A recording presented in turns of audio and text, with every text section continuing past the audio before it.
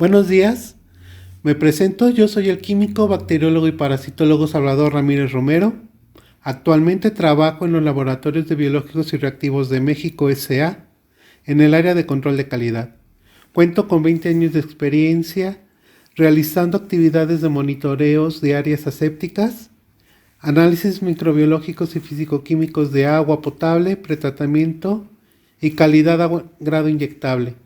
Pruebas de promoción de crecimiento en los medios de cultivo utilizados en el área de control de calidad, identificación microbiana con equipo semiautomatizado, pruebas antimicrobianas en productos germicidas, también llamado reto de sanitizantes, pruebas físico-químicas y microbiológicas en líneas de aire comprimido, entre otros. Antes que nada, quiero dar las gracias por invitarme a este primer seminario internacional en línea de cosmetología para ti. Bueno, el tema que el día de hoy les voy a platicar es sobre conceptos de microbiología para el entendimiento del SARS-CoV-2. A continuación les hablaré acerca de un poco de historia. Se sabe que los microorganismos son muy antiguos en la Tierra, dado que se han encontrado en restos fósiles en rocas con una antigüedad aproximada de 33 millones de años. Muchos grandes hombres se han dedicado al estudio de estos seres, como Antje van Leeuwenhoek, que usando lentes de microscopio puso una gota de agua y observó miles de seres minúsculos a los cuales le llamó animáculos. Tiempo después, Otto Müller organizó las bacterias en género y especie, apoyándose de la clasificación taxonómica de Carlos Linneo. Así siguieron muchos científicos hasta que Roberto Koch y Louis Pasteur confirman la teoría de los gérmenes mediante una serie de elegantes experimentos y demostraron que los microorganismos eran los responsables del carbunco, la rabia, la peste, el cólera y la tuberculosis. Con esto nos llegamos a preguntar, ¿qué es la microbiología? Bueno, pues la microbiología es el estudio de los seres que no se perciben a simple vista. De acuerdo a la biología, las células se pueden dividir en tres grupos. Célula eucariótica, la cual cuenta con un núcleo limitado por una membrana. También tenemos a las células procarióticas. Aquí el DNA no está físicamente separado por una membrana. Por último, tenemos a los virus, que marcan una barrera entre lo vivo y lo inerte. A continuación les hablaré sobre las bacterias.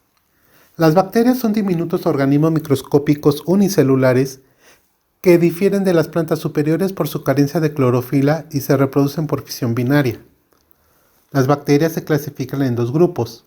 El primer grupo son las bacterias autótrofas, las cuales viven sobre material inorgánico, y estas a su vez se subdividen en saprófitas, bacterias que viven en materia orgánica muerta, y parásitas, aquellas que requieren de materia orgánica viva para su desarrollo. Estas bacterias son también llamadas patógenas. El segundo grupo son las bacterias heterotróficas. Estas bacterias viven sobre materia orgánica.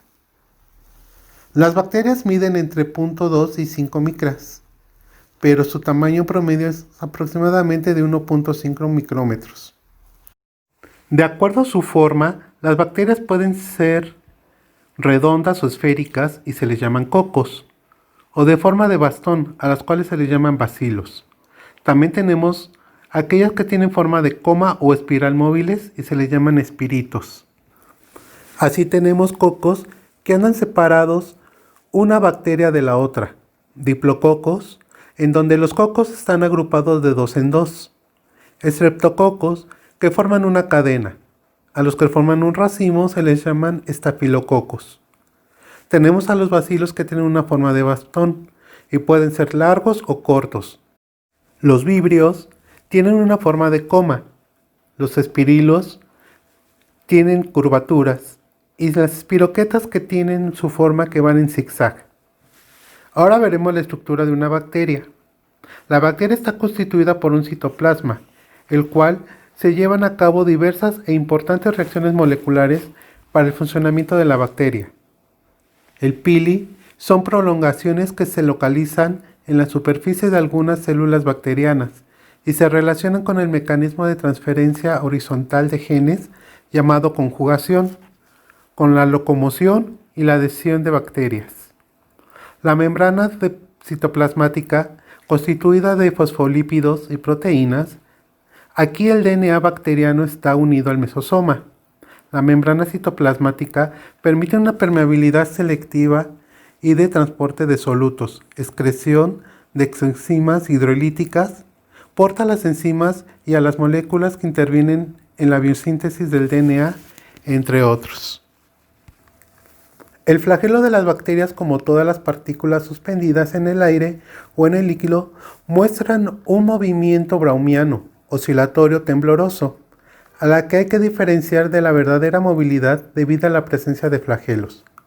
Los flagelos son largos filamentos ondulados con movimiento de onda o de sacacorchos. En base al flagelo, las bacterias se pueden clasificar en átricas, que son aquellas que no poseen flagelos, monótricas, con un flagelo, por ejemplo, el brión de cólera, lofótricas, que tienen un mechón de flagelos en un polo, como Spirillum ondula, anfítricas, con un flagelo o penacho de flagelos en cada extremo, por ejemplo los espirilos, perítricas, con flagelos que rodean todo el cuerpo del microorganismo, como Salmonella tifosa. ADN. El núcleo de las células bacterianas consiste en una sola molécula circular continua de DNA, unido a una parte menor de RNA, RNA polimerasa y otras proteínas. Los ribosomas son los responsables de la síntesis de proteínas en un proceso conocido como traducción. La cápsula consiste en una gruesa envoltura externa, incolora y mucoide gelatinosa. La presencia de una cápsula denota a veces gran virulencia. Ejemplo, los neumococos virulentos, Bacillus anthracis, Mycobacterium tuberculosis.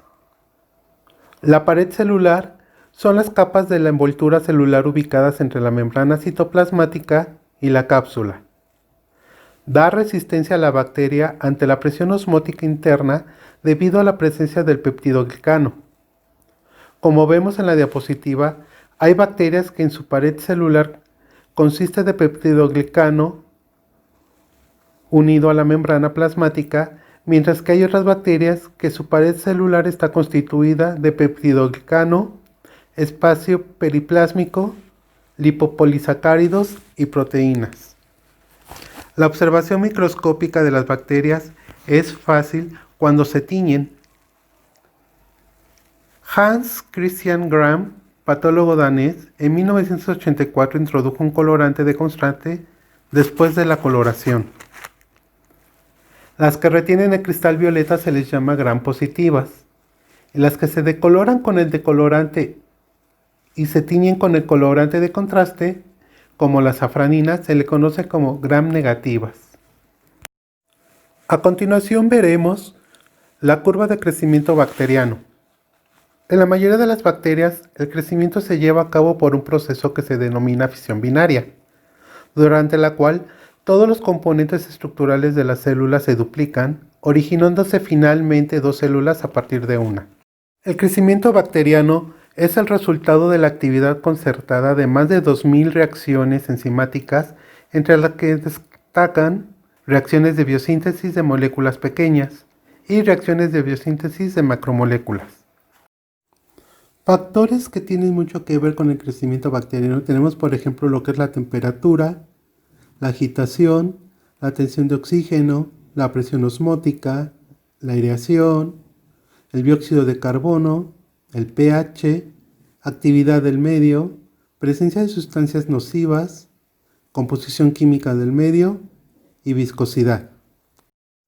Dentro de la curva de crecimiento bacteriano, nuestra primera fase es la fase de adaptación, en la cual los microorganismos se disponen a expresar su capacidad de utilizar los componentes del medio. Aquí, aunque no se presenta un aumento en el número de individuos, sí existe un incremento en el tamaño y en la actividad celular. Se observa un aumento en la síntesis primero de RNA y poco tiempo después de la síntesis de DNA y de las proteínas. Le sigue la fase de crecimiento exponencial. Aquí los microorganismos despliegan todo su potencial metabólico, todos los constituyentes celulares se sintetizan armónicamente. Durante esta fase, las células transforman los nutrientes a la máxima velocidad y la obtención de energía es óptima. Los nutrientes se consumen rápidamente y también se acumulan sustancias de desecho a la máxima velocidad. Aquí, la población se duplica cada tiempo de generación. La tercera fase de la curva de crecimiento es la fase estacionaria. La concentración de uno o más componentes del medio se ha reducido hasta producir una disminución en la velocidad de las reacciones metabólicas. También puede deberse a la acumulación de sustancias de desecho tóxicas para las propias bacterias y al cambio del pH del medio. Finalmente tenemos la fase de muerte. La población disminuye en una alta proporción cada cierto tiempo, por lo que también se le llama fase de muerte exponencial. Aquí hay un deterioro metabólico de las células. En algunos casos, la muerte se acompaña de la destrucción celular o citólisis. Esto es muy importante saber, dado que más adelante, cuando veremos el tema de virus, veremos cómo un virus afecta a una célula y de esa célula que infecta son muchísimas las partículas virales que se liberan. Entonces ahora imagínense, en una curva de crecimiento bacteriano, la cantidad de células que se producen al ser infectadas por los virus se duplica, cuadriplica o simplemente crecen a un exponencial mucho más alto los virus. Por eso es que tenemos muchos contagios y se propaga rápidamente la infección. En este caso, hablando del COVID-19. Con esto concluimos todo sobre bacterias. Ahora hablaremos acerca de los virus. Los virus son los agentes infecciosos más pequeños. Varían de 20 a 300 nanómetros. Pertenecen a un nivel de organización subcelular. No se nutren, no se relacionan, carecen de un metabolismo propio, son parásitos intracelulares obligados, tanto de bacterias, células de animales y vegetales. Contienen un tipo de ácido nucleico, ya sea RNA o DNA, como genoma. El ácido nucleico está encerrado en una cubierta de proteína, a veces rodeada por una membrana que contiene lípidos. Los virus son inertes en el ambiente extracelular, solo se multiplican dentro de células vivas. El ácido nucleico viral contiene la información necesaria para programar a la célula infectada del huésped a sintetizar las macromoléculas específicas del virus necesarias para generar la progenie viral. Los virus pudieron derivarse de ácidos nucleicos, componentes de las células huéspedes, DNA o RNA, o ambos, que adquirieron la capacidad de replicarse de manera autónoma y evolucionar independientemente a las células. También se dice que los virus pueden ser formas de parásitos intracelulares. No hay evidencia de que los virus evolucionaron a partir de bacterias, aunque otros organismos obligadamente intracelulares, como por ejemplo las riquecias y las clamidias, presuntamente se originaron así. Veamos ahora la clasificación de los virus. Los virus se pueden clasificar por su morfología del virión, que incluye tamaño, forma, tipo de simetría, presencia o ausencia de peplómeros y presencia o ausencia de membrana. Propiedades físico-químicas del virión, como masa molecular, densidad de flotación, estabilidad de pH, estabilidad térmica y susceptibilidad a los agentes químicos y físicos, sobre todo al éter y a los detergentes. Propiedades del genoma del virus, tipo de ácido nucleico, DNA o RNA, tamaño del genoma en kilobases, tipo de cadena sencilla o doble, pueden ser lineal o circular. Secuencia de nucleótido, contenido de guanina o citosina. La clasificación de los virus también puede darse por las propiedades de las proteínas del virus, como número, tamaño y actividades funcionales de las proteínas estructurales y no estructurales, así también como por una organización y replicación del genoma que incluye orden de genes, número, estrategias de replicación, como la transcripción y la traducción. Propiedades antigénicas. Propiedades biológicas que incluyen variedades de huéspedes naturales, modo de transmisión y por su patogenicidad. Ahora veamos cómo se diferencian los virus por su tipo de simetría. Así tenemos, por ejemplo, los helicoidales o cilíndricos. Están representados por el virus del mosaico del tabaco y el virus de la rabia. Representan un aspecto alargado que en realidad corresponden a un cilindro hueco donde los capsómeros se ensamblan siguiendo un ordenamiento helicoidal similar a los peldaños de una escalera de caracol.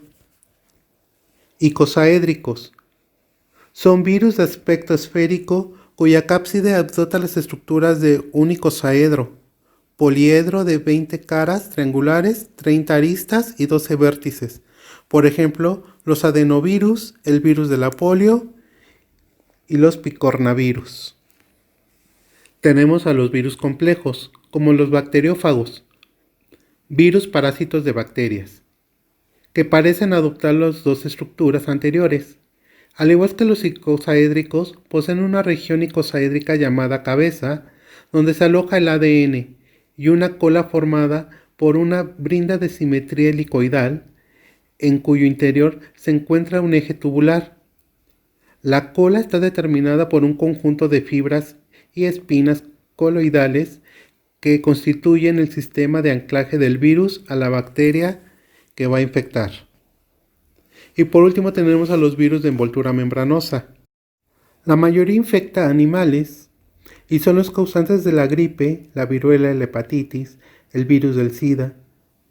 Poseen además de la cápside una envoltura membranosa que no es más que un fragmento de la membrana plasmática de la célula hospedera que el virus arrastra al abandonar la célula huésped mediante un proceso de gemación. La bicapa lipídica que forma esta envoltura posee un conjunto de glucoproteínas que constituyen su sistema de anclaje en los receptores de la membrana de las células hospederas y por tanto median en el mecanismo de penetración por endocitosis o por fisión de membranas. Ahora veremos el mecanismo de replicación, que es el ciclo vital de algunos de los virus. Las proteínas de estructura viral se sintetiza como poliproteína a partir de un solo mensaje. La proteína central se desdobla del precursor en una etapa inicial y los polisomas se reúnen entonces con membranas para completar la síntesis de las glucoproteínas que se exportan a la superficie celular. Proteína central y el RNA se ensamblan para formar nucleocápsides que se reúnen con placas de glucoproteínas e inician la gemación. Con lo que respecta al fago T4, este se fija en la pared bacteriana en las regiones denominadas puntos de adherencia, a través de los cuales inyecta su ADN mediante la contracción de la vaina de la cola. Una vez en el protoplasma bacteriano, el ADN puede seguir dos caminos, multiplicarse y originar nuevos virus. Este mecanismo se le llama vía lítica, con lo que se produce la destrucción de la bacteria, o puede integrarse en el cromosoma de la bacteria y adoptar la forma de profago, vía lisogénica. A continuación, veremos qué es un agente antimicrobiano. El agente antimicrobiano es aquel que mata o detiene el crecimiento de los microorganismos. Estos agentes antimicrobianos pueden agruparse en tres grupos: antibióticos, antifúngicos y vacunas. Los términos usados para estos agentes antimicrobianos son biocidas, bactericidas, esterilización, bacteriostáticos, desinfectantes, antisépticos, conservadores y antibióticos. Tenemos antimicrobianos físicos, por ejemplo aquellos que utilizan calor. Y bueno, para ello se ocupan el proceso de esterilización, que puede ser por calor húmedo o calor seco, y por radiación mediante el uso de luz UV. Así también como tenemos agentes químicos, y estos los componen los aldehídos, alcoholes, fenoles, liberadores de halógeno, bioguanidas, compuestos de amonio cuaternario, derivados de metales pesados, peróxidos y bisfenoles. Muchos de ellos son utilizados para la producción de sanitizantes, los cuales deberán ser utilizados a concentraciones donde se reduzca una población bacteriana del 75 a 125 por 10 a la 6 con un porcentaje de reducción del 99.999%. Ahora hablaremos sobre el COVID-19, también conocido como el SARS-CoV-2. Para empezar hay que preguntarnos qué es un coronavirus. Los coronavirus son una extensa familia de virus que pueden causar enfermedades tanto en animales como en humanos. En humanos se saben de varios tipos de coronavirus causantes de infecciones respiratorias que pueden ir desde un resfriado común hasta enfermedades más graves como el síndrome respiratorio del Medio Oriente, MERS, o el síndrome respiratorio agudo severo, SARS. Los coronavirus son virus de RNA grandes con cubierta. Los coronavirus humanos son causantes del catarro común y se les ha atribuido gastroenteritis en lactantes. Algunas propiedades de los coronavirus son: el virión es esférico, mide de 80 a 220 nanómetros. Su nucleocápside es helicoidal. Su genoma está constituido, como ya se había dicho, por RNA de una cadena lineal, no segmentado en sentido positivo, pesa de 20 a 30 kilobases, posee 2 glucoproteínas y una fosfoproteína, hemaglutinina estreasa. Su cubierta está constituida de espigas grandes, ampliamente distribuidas en forma de raqueta o de pétalo. Su replicación se lleva a cabo en el citoplasma, donde las partículas maduran por gemación en el retículo endoplasmático y aparato de Golgi. Sus características notables son causa de cuadros de gripe. Muestran recombinación con gran frecuencia y dificultad para crecer en cultivos celulares, además de que son organismos que tienden a cambiar de forma constantemente. Ahora veamos qué es la COVID-19. Es la enfermedad infecciosa causada por el coronavirus que se ha descubierto más recientemente. Este nuevo virus fue encontrado en Wuhan, China. Y actualmente es una pandemia que afecta a muchos países de todo el mundo. Los síntomas más habituales del COVID-19 son tos, fiebre y cansancio. Aunque también se han visto otros síntomas, como por ejemplo secreción nasal, dolores corporales, dolor de garganta, dificultad para respirar, pérdida del sentido del olfato y diarrea. Estos síntomas suelen ser leves y comienzan gradualmente. Algunas de las personas infectadas solo presentan síntomas muy leves. La mayoría de las personas que se infectan por COVID, alrededor del 80% de estas, se recuperan sin la necesidad de un tratamiento hospitalario. Una de cada 5 personas que contraen el COVID-19 pueden presentar cuadros graves. Así tenemos a las personas mayores de la tercera edad, a las personas que presentan hipertensión arterial, aquellas que presentan problemas cardíacos, problemas pulmonares, diabetes y cáncer. Toda aquella persona, ya sea mayor o ya sea niño, que presenten fiebre o tos y además respiren con dificultad, sientan dolor o presión en el pecho o dificultad para hablar, deben acudir inmediatamente a su unidad médica para ser atendidos. ¿Qué debo hacer si tengo síntomas de COVID-19 y cuándo he de buscar atención médica? Si mis síntomas son leves, no es necesario buscar atención médica. Lo indicado es quedarse en casa y vigilar los síntomas. Es importante que si vive en una zona con paludismo o dengue, no ignore la fiebre y busque ayuda médica. Para esto hay que llevar cubreboca, si se puede hay que llevar mascarilla. Hay que mantenernos al menos 1 metro de distancia de las demás personas y no tocar superficie con las manos. Si se tiene dificultad para respirar o se siente dolor en el pecho, busquemos inmediatamente ayuda médica.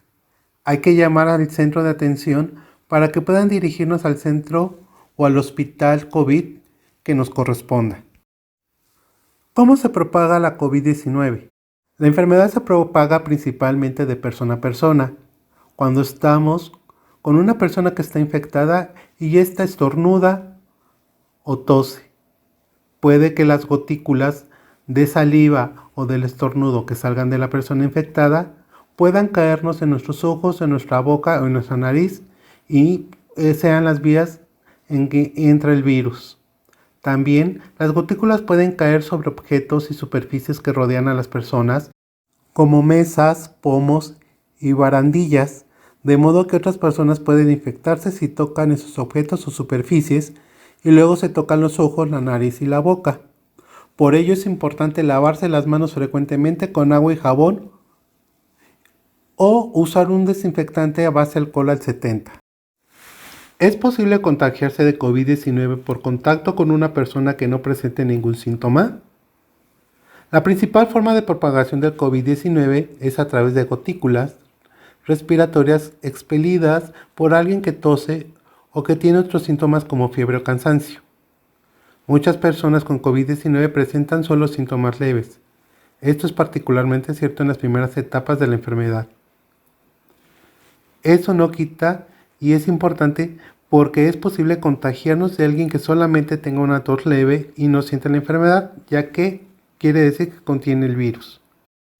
¿Cómo podemos protegernos a nosotros mismos y a los demás si no sabemos quién está infectado? Lavándonos las manos frecuentemente, usando alcohol en gel para desinfectar las manos, el gel preferentemente que sea alcohol al 70, y manteniendo una distancia de 1.5 metros, a la vez que tenemos que estar usando cubrebocas y si es posible mascarillas.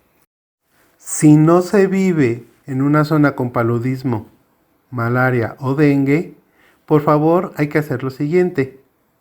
Si no se tiene síntomas pero se ha estado expuesto con una persona infectada, póngase en cuarentena durante 14 días. Si ha tenido indudablemente COVID-19, confirmada mediante alguna prueba, aíslese durante 14 días, incluso después de que los síntomas hayan desaparecido. Esto como medidas de precaución y para evitar contagiar a otras personas, ya que todavía no se sabe cuánto tiempo las personas siguen siendo contagiadas después de recuperarse. Siga los consejos de las autoridades de salud y sobre el aislamiento. ¿Qué debo hacer si he estado en contacto estrecho con alguien que tiene COVID-19? Si usted vive en una zona con paludismo, malaria o dengue, es importante que no ignore la fiebre. Busque ayuda médica. Cuando acuda al centro de salud, lleve mascarilla si es necesario. Manténgase al menos a 1 metro de distancia de las demás personas. No toque ninguna superficie con sus manos. En caso de que el enfermo sea un niño, ayúdelo a seguir este consejo. Si ha estado en contacto estrecho con alguien con COVID-19, puede estar infectado, por lo que se le recomienda estar 14 días en su casa para guardar reposo y hacerse automonitoreos para descartar que usted esté infectado.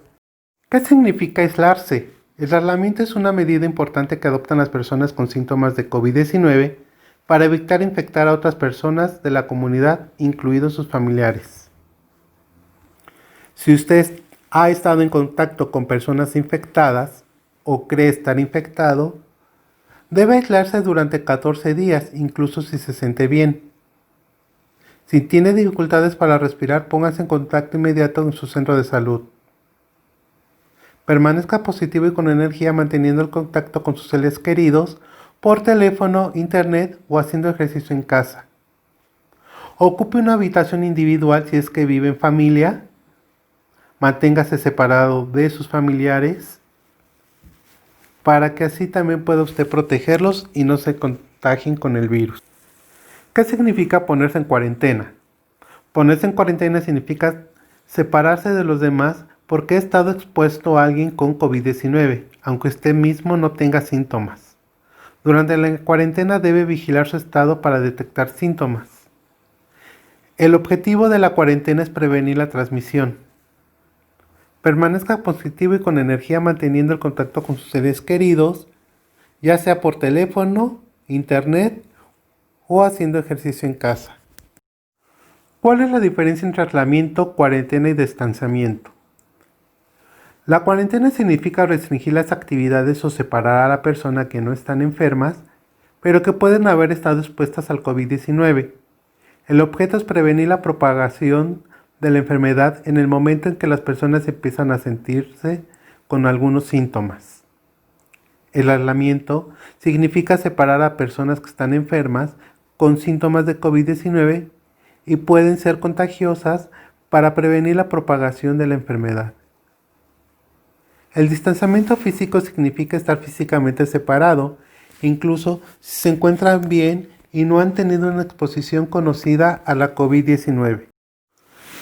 ¿Qué puedo hacer para protegerme y prevenir la propagación de la enfermedad? Lavarnos las manos constantemente con agua y jabón. Usar un gel base alcohol para desinfectarnos las manos. Mantener nuestra sana distancia con 1 metro o 1.5 metros de separación de una persona a otra. El uso de mascarillas si es posible. Estar en casa, no salir para nada. Evitar tocar nuestros ojos, nariz y boca. Usar el cubrebocas en todo momento que salgamos a la calle. Al estornudar y toser, utilizar pañuelos desechables. Y si voy a toser será con el antebrazo para evitar la propagación del virus. ¿Existe alguna vacuna, medicamento o tratamiento contra la COVID-19? Aunque se han hecho varios estudios y se siguen haciendo ahorita varios estudios a nivel mundial en diferentes laboratorios, hasta ahora ningún medicamento ha demostrado prevenir o curar la enfermedad. La OMS recomienda no automedicarse por ningún fármaco, incluidos los antibióticos, para prevenir o curar la COVID-19. ¿Cuánto tiempo transcurre entre la exposición del COVID-19 y el desarrollo de síntomas? El tiempo que transcurre entre la exposición del COVID-19 y el momento en que comienzan los síntomas suele ser alrededor de 5 o 6 días, pero puede variar entre 1 y 14. Esto es debido a que el virus tarda en incubarse aproximadamente 14 días y en ese tiempo es cuando se empiezan a manifestarse todos los síntomas, como son la fiebre, como es el dolor de pecho, como es la falta de respirar, etc. ¿La COVID-19 se propaga por transmisión entre seres humanos?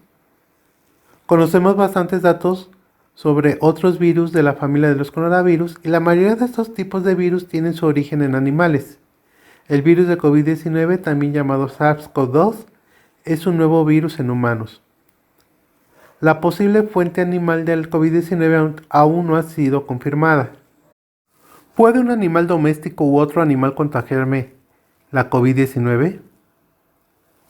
Varios perros y felinos han dado positivo a las pruebas de detección del COVID-19 después de haber estado en contacto con seres humanos. Pero hasta ahorita los estudios han demostrado que la transmisión por COVID-19 no se realiza de perros y gatos hacia el ser humano, sin en cambio, sí se ha visto que el ser humano puede ser un portador del virus hacia estos animales. ¿Cuánto tiempo sobrevive el virus en la superficie? Desde 4 hasta 72 horas. Las superficies se pueden limpiar fácilmente con desinfectantes comunes que matan al virus. ¿Cómo puedo comprar con seguridad en tiendas comestibles? Mantener una sana distancia es de suma importancia. No tocarnos ojos, nariz ni boca. Desinfectar los mangos y las barras de los carritos.